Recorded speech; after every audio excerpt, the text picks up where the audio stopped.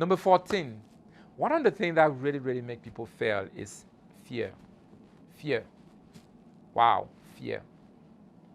Somebody give a definition of fear as fake evidence appear real. I will never forget this. Fake evidence appear real. You know, and don't get me wrong. If somebody tell you that I'm never afraid of everything, ask him who told you that. Maybe it's going to be their wife. And if you ask them, who told you that? They will say, oh, maybe my wife told me that. And maybe their wife told them to always tell people that they're not afraid of anything. Because they're afraid of their wife, they are saying that all the time. We're always afraid. It's normal. It's natural tendency. It's a way to protect ourselves. Now, where fear comes from? I'll give you 3 things. Most of the time you are afraid because the first thing is that because you don't know what you are facing.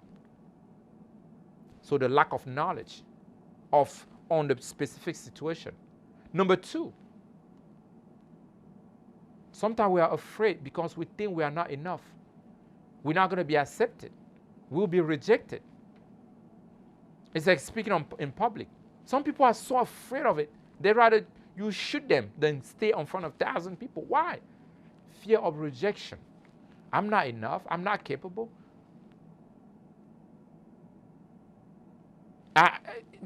They will look down on me.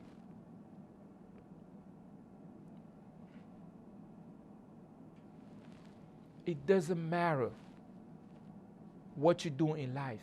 You always face fear. But I want to tell you today that every time when you are afraid, it's because of 2 things. You don't have a clear understanding, or you think you don't know what you are facing.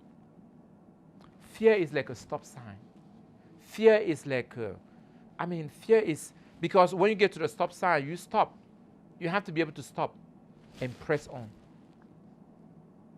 If you are afraid in business, afraid in new partnership, afraid because there's a risk factor in it,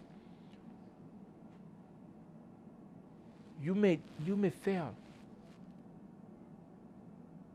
You have to be brave. You have to be courageous. And not only that, fear reveals to you that you have no knowledge or no understanding in that particular stuff or particular thing that you are involved in.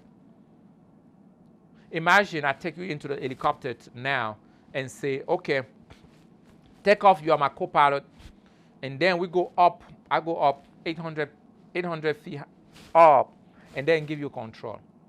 You pull on yourself. Why? You have no knowledge. You don't know how to control. There's no way you can control. So you will kill yourself. Matter of fact, imagine you walk into the plane, and then the pilot come and greet, everybody's there, it's a big Boeing. The pilot comes to introduce himself. Hey, I'm John Smith. I will be your pilot. I finished my school. I finished my school yesterday. I just graduated yesterday.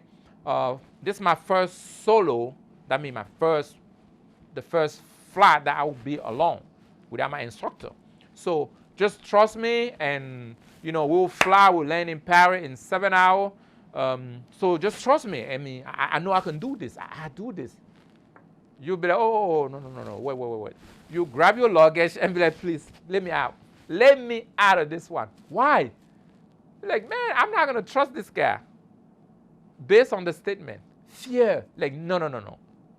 But when you walk in a plane, sit down, it's because you believe the airline company trained that guy properly, and he have enough hour under his belt. He really have a lot of hours, so he's an experienced pilot. Matter of fact, you sit on a chair or you pay for a car because you believe it's good.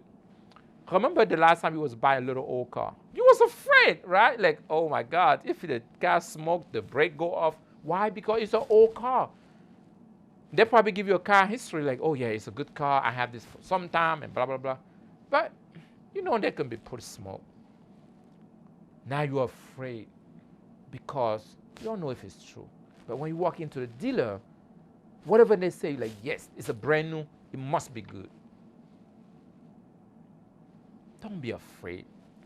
Let fear be a motivation factor. Whatever you are afraid, press on. Whatever you think, hey, you know what? Maybe if I say, I ask this girl to take her out, to marry her, she may reject me because I'm not enough. Go on and tell her. She have two answers, yes or no. If you ask multiple times, you end up have one yes.